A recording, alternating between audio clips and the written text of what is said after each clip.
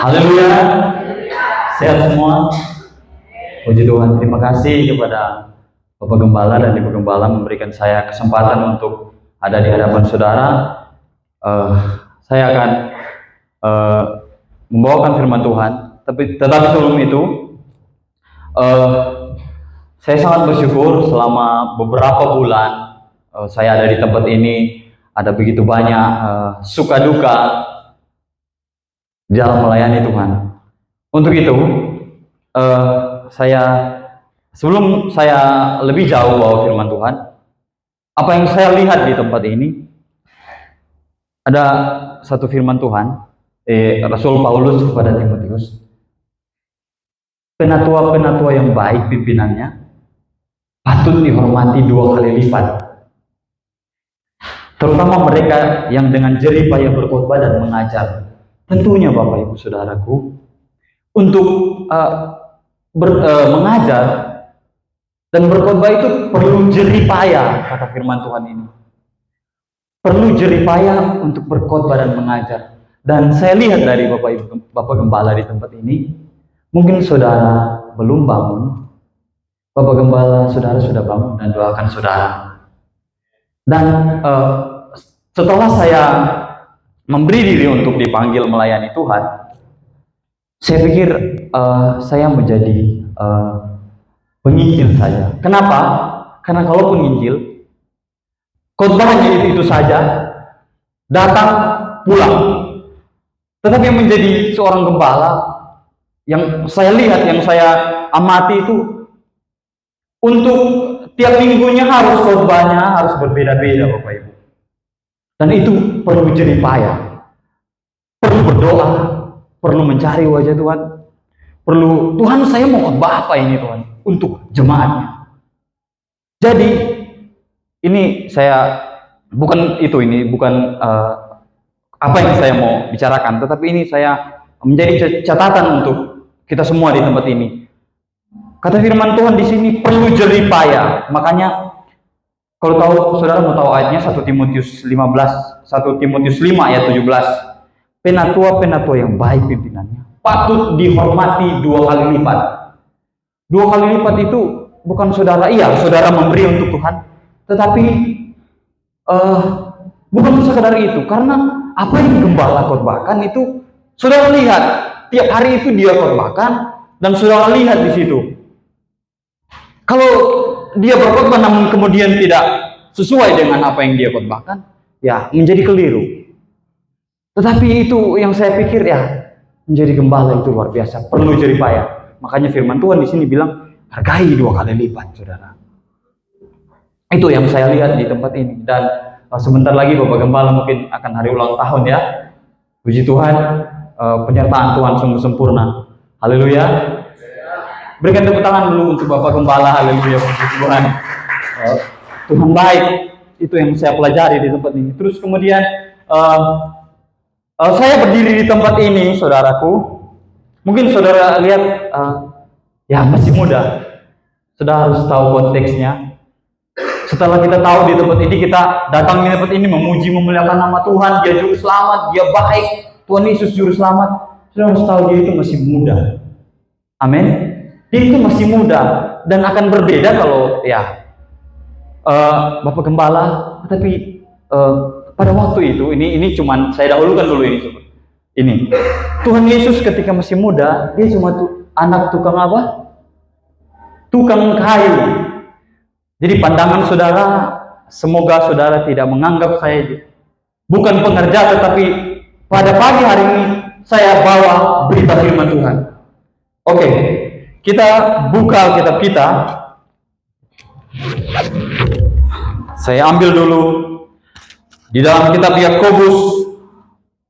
Yakobus pasal yang kelima ayat 11. Ini menjadi ayat pertama kita. Yakobus 5 ayat 11. Saya bacakan. Sesungguhnya kami menyebut mereka berbahagia, yaitu mereka yang telah bertekun. Perhatikan kata bertekun. Kamu telah mendengar tentang ketekunan Ayub, dan kamu telah tahu apa yang pada akhirnya disediakan Tuhan baginya. Karena Tuhan Maha Penyayang dan penuh belas kasihan. Kita lihat di sini. Mari kita pergi di Ayub pasalnya yang pertama. Ayub pasalnya yang pertama, saya bacakan untuk saudara sampai kepada ayatnya yang ke-5. Ayub pasal pertama, demikian firman Tuhan, ada seorang laki-laki di tanah Uz bernama Ayub. Orang itu saleh dan jujur, ia takut akan Allah dan menjauhi kejahatan. Ia mendapat 7 anak laki-laki dan 3 anak perempuan. Ia memiliki 7.000 ekor kambing domba, 3.000 ekor unta, 500 pasang lembu, 500 keledai betina, dan budak-budak dalam jumlah yang sangat besar, sehingga orang itu adalah yang terkaya dari semua orang dari semua orang di sebelah timur. Anak-anaknya yang lelaki biasa mengadakan pesta di rumah mereka masing-masing menurut giliran, dan ketiga saudara perempuan mereka diundang untuk makan dan minum bersama-sama mereka. Setiap kali apabila hari-hari pesta telah berlalu, Ayub memanggil mereka dan menguduskan mereka keesokan harinya. Pagi-pagi bangunlah Ayub, lalu mempersembahkan korban bakaran sebanyak jumlah mereka sekalian, sebab pikirnya, mungkin anak-anakku sudah berbuat dosa dan telah mengutuki Allah di dalam hati. Demikianlah dilakukan senantiasa. Apa yang kita mau belajar dari Ayub? Perhatikan kata tadi, bertekun, saudaraku. Ayub orang yang bertekun, dia orang yang kaya, dan di sana kesalehan Ayub dicobai. Ada seorang laki-laki di tanah Uz bernama Ayub. Dia itu pertama saleh, jujur, ia takut akan Allah dan menjauhi kejahatan. Tetapi kemudian dia di ayat-ayat selanjutnya, pada suatu hari datanglah anak-anak Allah menghadap Tuhan, dan di antara mereka datanglah juga iblis. Di sini ada Ayub, ada iblis, ada Tuhan di cerita Ayub ini. Nah, kemudian maka bertanyalah Tuhan kepada iblis, dari mana engkau? Lalu jawab iblis kepada Tuhan, dari perjalanan mengelilingi dan menjelajahi bumi. Terus lalu bertanyalah Tuhan kepada iblis, apakah engkau memperhatikan hambaku? Ini Ayub di hadapan Tuhan, hambaku. Engkau memperhatikan hambaku, Ayub, sebab tiada seorang pun di bumi seperti dia yang sedemikian saleh dan jujur, yang takut akan Allah. Ayub adalah takut akan Allah. Ini saudara, saya pertama kali berkhotbah tentang Ayub, dan ini yang saya ketemukan di dalam Ayub.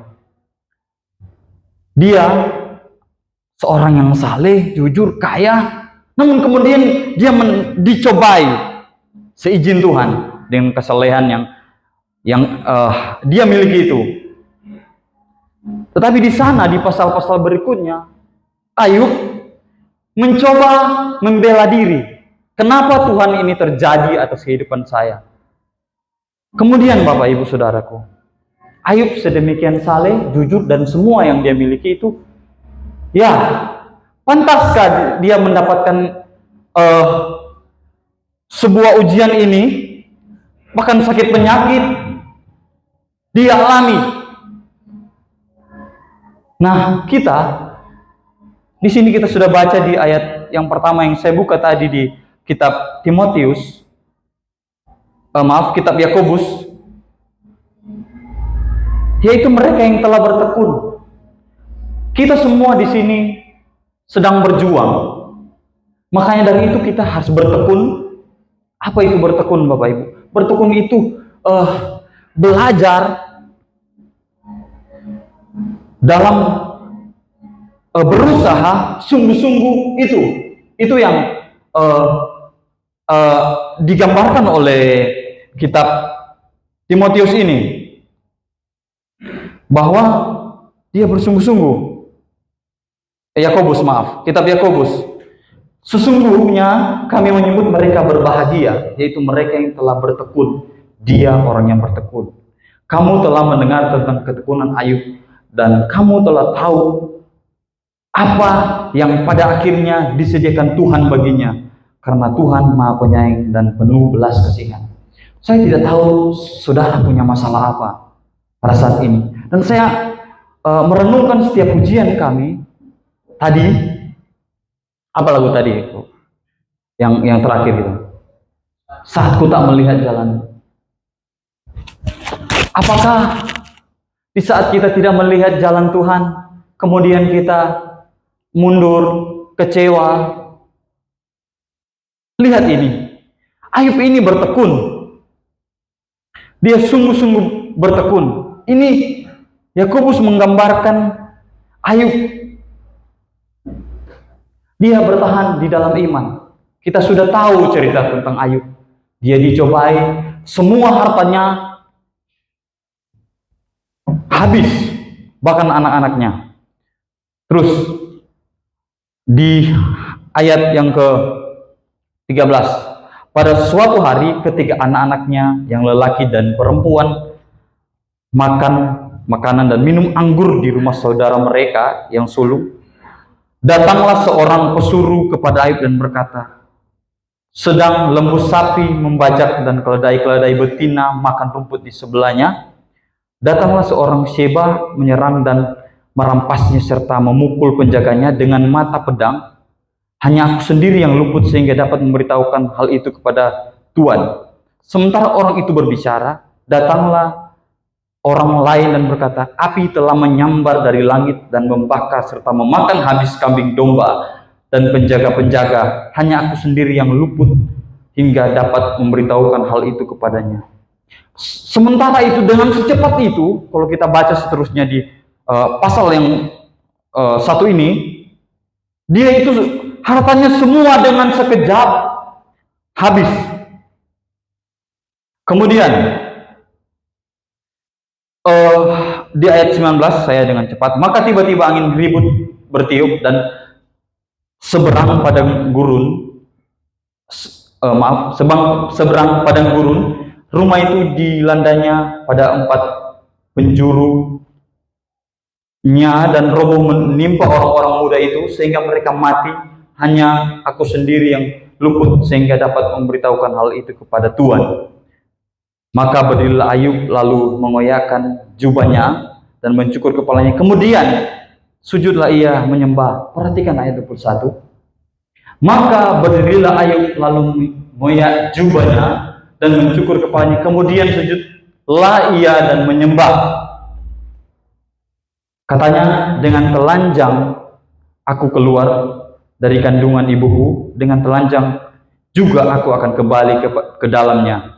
Tuhan yang memberi, Tuhan yang mengambil, terpujilah nama Tuhan. Apabila terjadi di dalam kehidupan kita sakit penyakit, masalah hidup, masalah rumah tangga, masalah apapun itu, apalagi saudara setia, saudara rajin memberi dan lain sebagainya, kemudian mendapat cobaan yang seperti ini, saudara pasti akan bertanya, di mana Tuhan? Di mana Tuhan? Ya, saya juga demikian, Bapak Ibu Saudara. Saya juga sering bertanya, kenapa Tuhan seperti ini? Ini Ayub ini merupakan gambaran kehidupan kita. Dan di pasal seterusnya, di mana keluh kesah Ayub? Perasaan Ayub di situ ditulis betapa menderitanya dia. Ada teman-temannya juga di sini. Ketika di pasal 2 ayat yang ke-11, ketika ketiga sahabat Ayub mendengar kabar tentang segala malapetaka yang ditimpa dia, maka datanglah mereka dari tempatnya masing-masing, yakni Elifas orang teman dan Bildad orang Sua serta Sofar orang Naama. Mereka bersepakat untuk mengucapkan belasungkawa kepadanya dan menghibur dia. Ketika memandang dari jauh, mereka tidak mengenalnya lagi, lalu menangis mereka dengan suara nyaring. Mereka menggoyak jubahnya dan menaburkan debu di kepala terhadap langit. Lalu mereka duduk bersama-sama dia di tanah selama 7 hari 7 malam. Seorang pun tidak mengucapkan sepatah kata kepadanya karena mereka melihat bahwa sangat berat penderitaan. Ternyata ada manusia yang seperti Ayub. Dengan dia bertekun, saudaraku, dengan imannya. Lalu saya baca di selanjutnya, teman-temannya ini kasih nasihat juga kepada dia.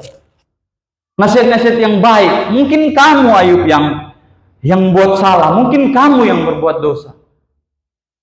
Tetapi itulah yang diizinkan Tuhan terhadap Ayub.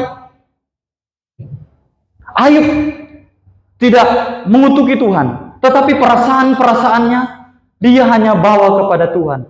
Kalau saudara punya masalah, saudara punya mungkin tertekan di dalam keadaan ini, keadaan dunia ini yang semakin tidak begitu seimbang. Karena yang benar itu disalahkan. Itu pandangan kita. Tetapi Tuhan melihat Ayub. Nah, kemudian kita mengalami seperti itu. Saya bilang tadi sakit penyakit. Apakah saudara mau bertekun ketika itu terjadi? Saat ku tak melihat jalanmu. Apakah saudara mau tetap percaya? Ini sungguh-sungguh luar biasa yang saya ketemukan di Ayub ini. Dia kaya, jujur, semua dia lakukan untuk Tuhan. Bahkan di situ kita lihat dia mempersembahkan korban untuk anak-anaknya. Dia juga berkorban untuk orang lain. Begitu salehnya dia ini. Iblis mencobai Ayub. Oke, Tuhan mengizinkan si iblis ini untuk mencobai Ayub. Oke Tuhan. Ketika Ayub dicobai, diizinkan Tuhan, kesalehan Ayub dicoba, dan iblis meminta kepada Tuhan, oke Tuhan, kalau saya ambil hartanya dan semuanya, dia akan mengutuki Engkau. Tetapi di sini, perhatikan ini Ayub ini bertekun. Ayub sungguh-sungguh, kalau saudara merenungkan, itu luar biasa Bapak Ibu Saudara. Dia sungguh-sungguh orang yang bertekun. Nah, nanti kita akan baca di selanjutnya apa yang Tuhan buat bagi dia. Jadi saudara bertahan ini sangat-sangat merupakan gambaran Ayub di dalam kehidupan kita supaya kita bertekun. Saya ingatkan supaya kita bertekun. Ayub tidak menyerah, dia orang yang beriman, yang bertahan di dalam kesulitan. Maukah kita bertahan di dalam kesulitan? Amin. Ayub 23 ayat 10. Ia tahu jalan hidupku, seandainya ia memuji aku akan timbul seperti emas. Seperti emas. Saya pernah bekerja di tambang, saudara. Karena saya cerita sedikit. Kehidupan saya itu brutal, saudara. Saya lepas dari orang tua. Saya bergaul dengan siapapun tanpa ketahui orang tua. Saya bekerja untuk bertambang, tambang emas. Dan di situ itu tambang liar, saudara. Jadi kami kalau mau kerja, kami bawa parang. Saya suka bawa pisau, saudara. Dan teman-teman saya itu, ya itu kita merebut itu. Kita kalau mencari emas, makanya cocok sekali dengan. Seandainya ia tahu jalan hidupku, aku akan timbul seperti emas. Tuhan tahu, Ayub tahu bahwa ini yang dia mengalami cobaan ini, dia tahu. Nah, saya cerita. Untuk mencari emas itu kita taruhan nyawa, saudaraku. Jadi untuk mencari emas, menjadi emas itu, emas yang digambarkan itu, susahnya minta ampun, saudara. Kita harus masuk di dalam lubang. Lubangnya cuma seukuran badan. Itu berapa meter? Sampai 40 meter. Tapi saya tidak berani masuk situ. Saya cuma 10 meter. Tapi taruhan nyawa, saudara. Masuk di dalam lubang. Lalu kita harus bawa lagi keluar dari lubang, lewat gunung. itu pikul, saudara. Ini bau saya ini sudah sampai sudah tidak kuat, sampai saya tarik, saudara. Itu namanya poli di sana. Itu mencari emas, itu sungguh-sungguh luar biasa. Dan itu taruhan nyawa, dan kita itu berebut, saudara. Jadi kalau berani lubang kita, kalau lubang kita yang kita sudah punya, terus kemudian ada yang ambil, kita langsung berantem di situ. Jadi itu, ya mungkin saudara lihat muka saya seperti ini, tetapi di latar belakang saya waktu itu nggak takut orang, saudara. Jadi kita bawa samurai. Jadi kita dengan teman-teman saya yang berandalan itu semua, saya rindu juga mereka mengalami Tuhan sama seperti saya. Itu mencari emas. Ayub 23 ayat 10. Ia tahu jalan hidupku. Seandainya ia menguji aku akan timbul seperti emas. Seperti emas. Itu mencari emas itu tidak gampang. Masuk dalam lubang, berjam-jam di dalam lubang, berkeringat. Bahkan ada teman saya meninggal dia, saudara, karena habis oksigen di dalam lubang. Dia terlalu berani soalnya. Karena kita pasang seteling, pokoknya di dalam lubang itu kayak rumah. Tapi itu ada batu-batu, dan itu kalau batu itu jatuh kita sudah. Jadi pindah alam, saudara. Jadi kalau masuk tambang itu, jadi separuh nyawa sudah mati. Jadi itu yang saya alami. Jadi untuk menjadi emas itu tidak mudah, dan Ayub diuji. Emas itu bakar lagi, sudah diambil, bawa di gunung, baru kita bakar dan lain sebagainya, diolah. Itu tidak mudah, makanya Ayub gambarkan seperti emas. Karena ia tahu jalan hidupku, seandainya ia menguji aku akan timbul seperti emas. Jadi saya, Tuhan, berat sekali kalau pekerjaan ini, Tuhan. Saya tinggalkan itu, lalu saya masuk kelas 2 lagi. Sudah sempat sekolah Alkitab, namun saya dengar beberapa bulan lubang yang kami ambil itu sudah runtuh. Saya bisa bayangkan kalau saya ada di situ, habis, saudara. Nah itu saya merenungkan kembali, Tuhan, saya akan lanjut, apapun yang mau terjadi, saya tetap berjalan dengan iman. Jadi kehidupan kita ini kadang diuji, saudara. Kadang diuji sakit penyakit.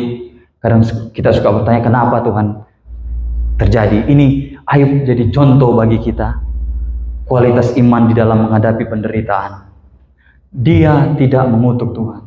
Saudara perlu tidak mengalami pengalaman dengan Tuhan. Saudara akan pergi kecewa kalau saudara lihat hamba Tuhan atau siapapun. Saudara akan meninggalkan Tuhan karena kecewa. Karena banyak orang kecewa dengan pemimpin mungkin. Karena saya sudah melayani, saya lihat dia, apalagi dia menjadi mentor saya. Saudara akan kecewa. Orang-orang terdekat kita yang kadang-kala, tapi kita harus belajar bertekun. Ayub, walaupun teman-temannya, istrinya juga di sana kita tahu, kutuki Tuhanmu itu, tetapi Ayub cuma bawa perasaan-perasaannya kepada Tuhan. Ini jadi gambaran kita untuk apapun yang terjadi di sekeliling kita, kita bawa kepada Tuhan. Dengan apa itu, saudara? Kita maju di coba Roma 12 ayat 12. Apa yang kita pelajari dari Ayub? Dia bertekun. Jadi ini, bersukacitalah dalam pengharapan, sabarlah dalam kesesakan, dan bertekunlah di dalam doa. Bertekun di dalam doa. Kalau saudara tidak bisa cerita sama saudara, mungkin saudara keluarga atau siapapun, bertekunlah di dalam doa. Biarlah hanya saudara dengan Tuhan saja. Amin. Kita baca selanjutnya. Bahkan di sini ayat 11, kita balik di pasal 2 ayat 11. Mengapa aku tidak mati waktu aku lahir, atau binasa waktu keluar dari kandungan? Ini Ayub minta mati, saudara. Mungkin dia sudah tidak tahan, ya. Mungkin kita juga, mungkin ada dari beberapa kita yang sudah tidak tahan, Tuhan. Apalagi Tuhan yang membuat ini. Saya sudah setia.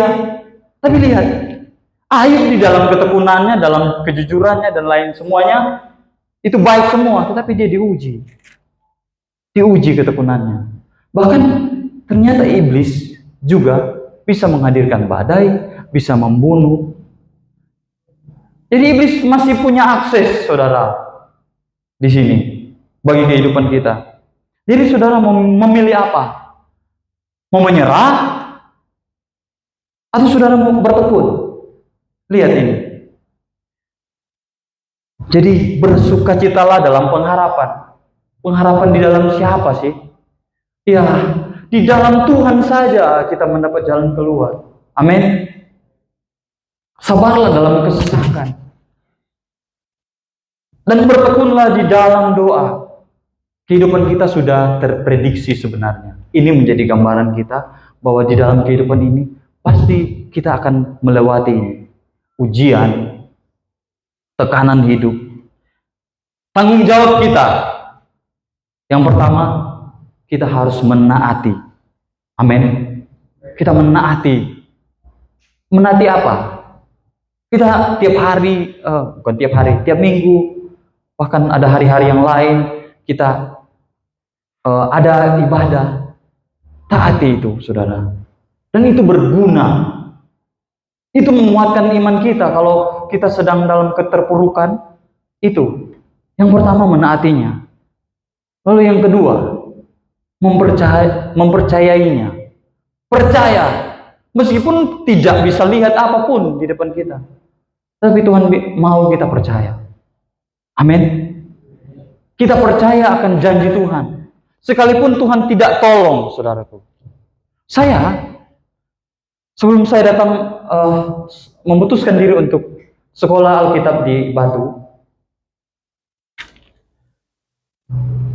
ada di sana juga di Manado, hanya 1 jam sekolah Alkitabnya, mendekat. Saya tidak punya apa-apa untuk saya mau datang ke sini, tentu perlu biaya.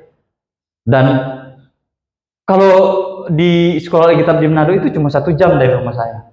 Tetapi saya rindu untuk Tuhan, saya mau belajar percaya Tuhan. Kalau ini panggilan saya, Tuhan sediakan. Saya tahu jemaat saya mampu, tetapi tidak ada yang meskipun saya berharap jemaat saya menopang saya untuk saya dari Manado terbang ke Surabaya terus ke Batu, tidak ada, saudara. Di situ saya bergumul. Tuhan, kalau Tuhan panggil saya, Tuhan sediakan. Saya belajar mempercayai Tuhan. Tuhan panggil saya, Tuhan sediakan. Saya urus semua dengan pertolongan Tuhan yang ajaib tentunya. 1 minggu sebelumnya, saya sudah bilang kepada gembala, Pak Gembala, saya mau lanjut sekolah. Oh ya, rekomendasi, oke, saya setuju. Dia tanya, bagaimana tiket? Udah ada? Saya bilang, sudah. Itu belum ada, saudara. Belum ada, tapi saya sudah. Saya bergumul. Semakin dekat hari untuk saya sudah hubungi teman-teman saya, gimana kita jalan tanggal ini. 3 hari kemudian baru ada yang telepon, lalu kemudian dia bilang, saya mau ke Surabaya. Kamu mau sekolah Alkitab? Ini Tuhan, ini yang saya tunggu. Itu bagi saya, mungkin bagi orang lain ya itu cuma kecil dan itu, tapi itu bagi saya itu pengharapan saya. Saya belajar mempercayai Tuhan dan itu Tuhan sediakan, saudara. Sampai di Surabaya, mau jalan lagi di sini. Tuhan, cuma ini Tuhan tidak cukup. Saya ngomong sama Tuhan. Oke, sudah jalan sudah. Tuhan siapkan kendaraan lagi, saudara. Tuhan ajaib. Sampai di sekolah, sampai di gerbang, harus rapid test lagi kita. Tuhan tolong Tuhan. Dan itu ajaib. Masuk lagi di pintu gerbang sekolah, pendaftaran, itu bayar 3.250.000. Saya nggak ada apa-apa. Udah mau dekat meja, ini kesaksian saya. Nanti saudara perlu kapan, tetapi saya belajar ini yang Tuhan yang kita sembah pada saat ini, dia Tuhan yang menyediakan. Sudah dekat meja, ada yang berbisik, Niko, kamu punya berapa? Saya bilang, nggak ada. Oke, saya sudah bayar. Itu Tuhan ajaib, saudara. Jadi saya belajar untuk mempercayai Tuhan meskipun tidak ada harapan sama sekali. Meskipun saya berharap kepada manusia, itu kecewa, saudara. Belajar mengandalkan Tuhan. Jadi menaatinya, mempercayainya, tunduk kepada kehendaknya. Amin. Percaya atau tidak percaya, paham atau tidak paham, tetap apa? Percaya. Karena Tuhan pembuka jalan. Amin. Ayub bertahan di dalam ujian. Dan dia apa? Dia menang. Amin. Kita buka Yesaya 40 ayat yang ke-31. Yesaya 40 ayat 31. Tetapi orang-orang yang menanti-nantikan Tuhan mendapat kekuatan baru. Mereka seumpama raja wali yang naik terbang dengan kekuatan sayapnya. Mereka berlari dan tidak menjadi lesu. Mereka berjalan dan tidak menjadi lelah. Orang yang menantikan Tuhan, orang-orang, kita-kita ini yang menantikan Tuhan mendapat kekuatan baru. Amin. Saya tidak tahu saudara punya masalah apa. Tetapi firman Tuhan di sini saudara pegang, tetapi orang-orang yang menantikan Tuhan mendapat kekuatan baru. Jelas saudara. Kita di dalam dunia ini ada dua jenis kehidupan. Dengan semua dinamika hidup yang terjadi di dalamnya. Kehidupan yang kedua di dalam keabadian, saudara. Nah, kita di sini sementara berjalan di dalam kehidupan ini dan tantangan hidup, kita datang kepada Tuhan di tempat ini pagi ini menaikkan pujian. Kita menginvestasi bahwa kehidupan ini sia-sia tanpa Tuhan. Amin. Jadi kita perlu mengambil tindakan iman, bertahan di dalam pencobaan hidup. Oh, saudara pikir saya tidak ada pencobaan? Oh, luar biasa, saudara.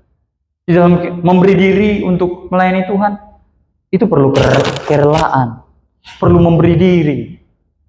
Sementara teman-teman saya, mereka bersantai, saya lihat, wih, tapi saya ini memberi diri untuk memberikan untuk Tuhan.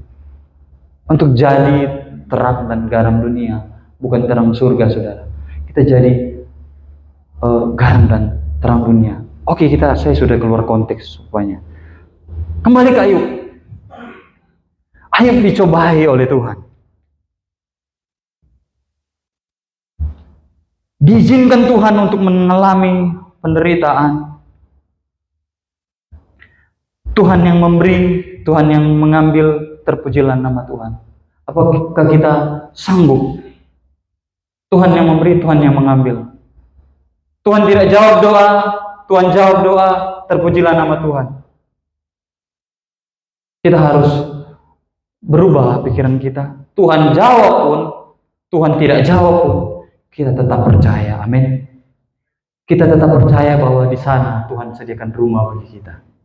Dengan iman kita bertekun selalu, Bapak Gembala, saudara, selalu supaya kita apa? Supaya kita bertahan di dalam ujian, supaya kita bertekun di dalam Tuhan, supaya kita hidup kita ini tidak sia-sia. Kita ada di tempat ini, kita melayani Tuhan. Ayub di sini diuji. Hambaku Ayub, hambaku Ayub, hambaku Niko.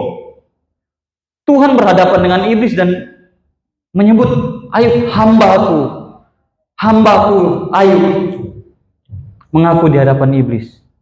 Tuhan berkomentar dengan Ayub di ayat 8, lalu bertanya Tuhan kepada iblis, apakah engkau memperhatikan hambaku Ayub, sebab tiada seorang pun di bumi seperti dia yang sedemikian saleh dan jujur di situ, yang takut akan Allah dan menjauhi kejahatan. Ini Ayub, tetapi Ayub mengalami kesemuanya itu penderitaan.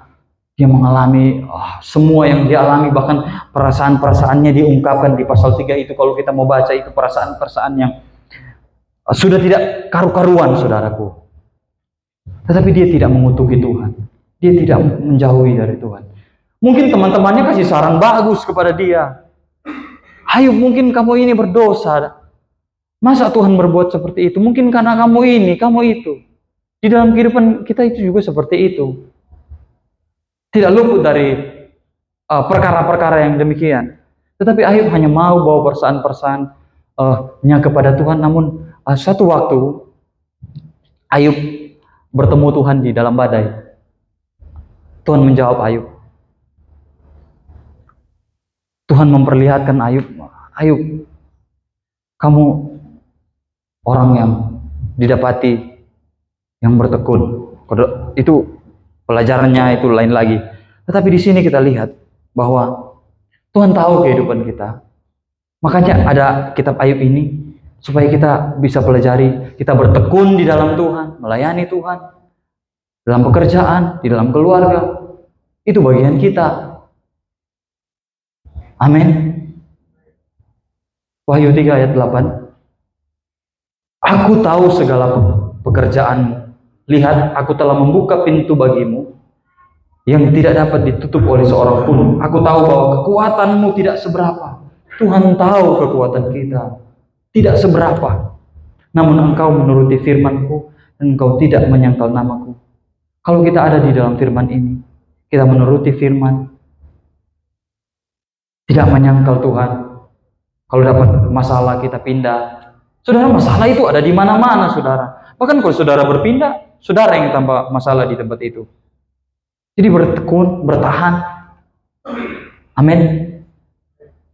Kita bertekun di dalam Tuhan. Kita langsung saja saya mau akhiri firman Tuhan ini. Ayub pasal 42. Ayub yang terakhir pasalnya yang 42 saya bacakan untuk kita semua.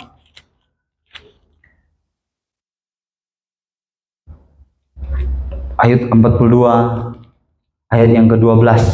Di sini hasil daripada ketekunan Ayub.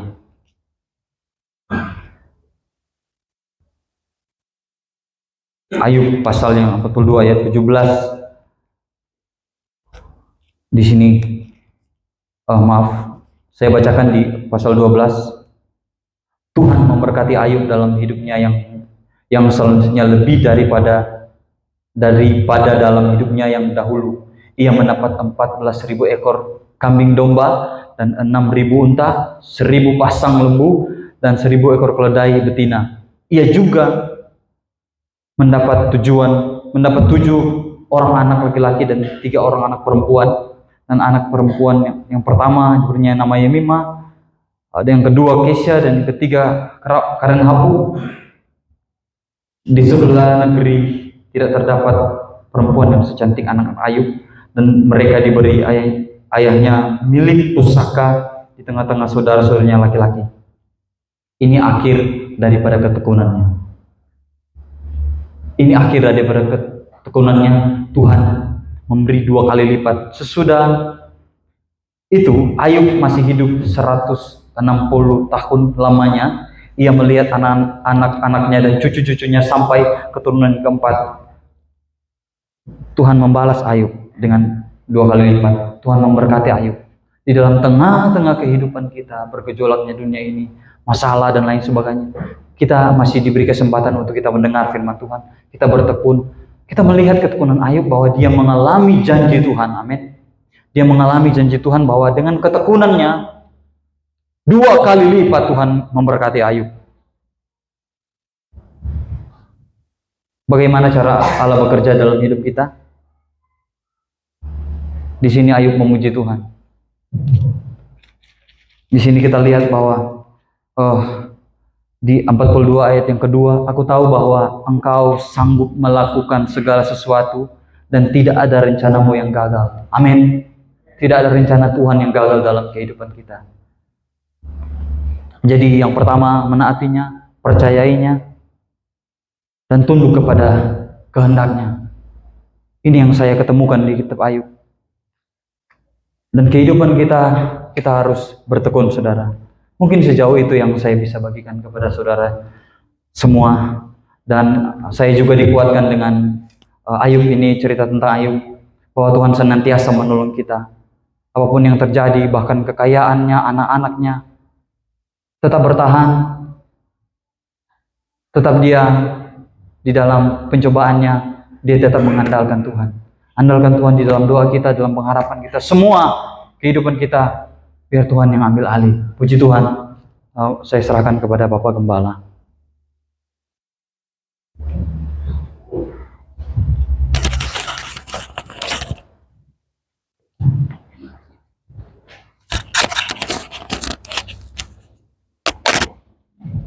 Ya, puji Tuhan, kita sudah dengar firman Tuhan pagi hari ini.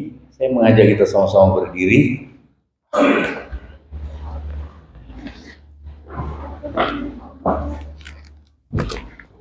Kita nyanyi itu, jalanmu tak terselami.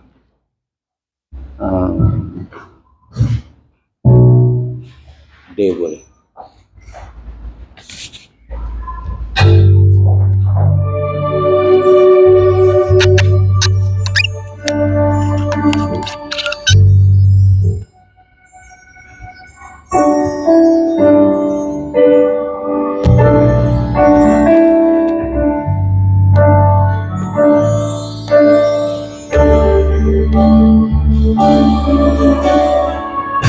Jalanmu tak terselami oleh setiap hati kami, namun satu hal ku percaya, ada rencana yang indah. Tiada terduga nasibmu, heran dan besar bagiku arti kehadiranmu selalu nyata di dalam hidupku. Penyertaanmu sempurna, rancanganmu damai, aman dan sejahtera. Walau di tengah badai, ingin ku selalu bersama, rasakan keindahan arti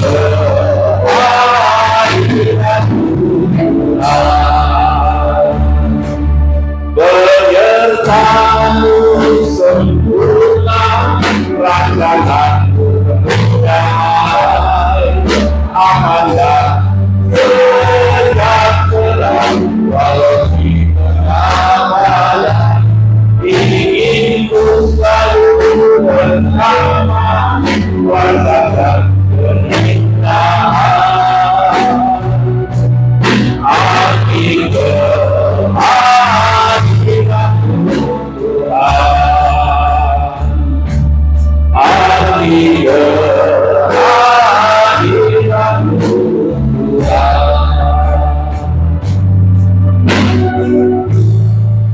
Kita sudah dengar firman Tuhan. Saya merasa nyanyian ini sangat cocok, pas dengan keadaan Ayub, yang mungkin kita bisa simpulkan dengan singkat bahwa sebaik apapun kita hidup, kita hidup benar di hadapan Tuhan, ada hal yang kita tidak duga. Ayub, Tuhan tidak beritahu akan datang pencobaan dari iblis. Ayub yang biasa hidup dalam keadaan yang sangat kaya. Firman Tuhan bilang begitu. Sangat kaya, sangat makmur, sangat berhasil. Dan hidup benar, saleh, jujur, takut akan Tuhan, menjauhi kejahatan. Kurang apa lagi tuh Ayub kalau kita lihat. Tetapi kita kaget.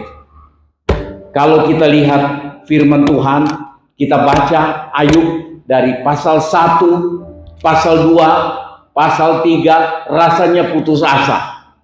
Tapi seringkali berita hari-hari, berita yang kita dengar adalah berita mengenai pasal 42. Tuhan memulihkan keadaan Ayub dan dibalas, diberkati 2 kali lipat. Istrinya kembali, anak-anaknya kembali dapat 10. Itu hal yang luar biasa. Tapi saudara, perjalanan hidup kita ini, kita tidak tahu apa yang terjadi di hadapan kita. Ini mengajar kita untuk sebenar apapun, sebaik apapun kita hidup, ada pencobaan yang sering kita tidak mengerti. Tuhan, saya sudah benar, kok begini yang terjadi? Kita sudah dengar tadi tema firman Tuhan, bertekun. Mari kita bertekun. Ayub bertekun. Dia tekun, dia tidak menyangkal Tuhan. Kata-kata yang luar biasa. Tuhan yang memberi, Tuhan yang mengambil. Walaupun setan yang lakukan semua itu, sampai Ayub kehilangan segala-galanya, sampai kehilangan kesehatan.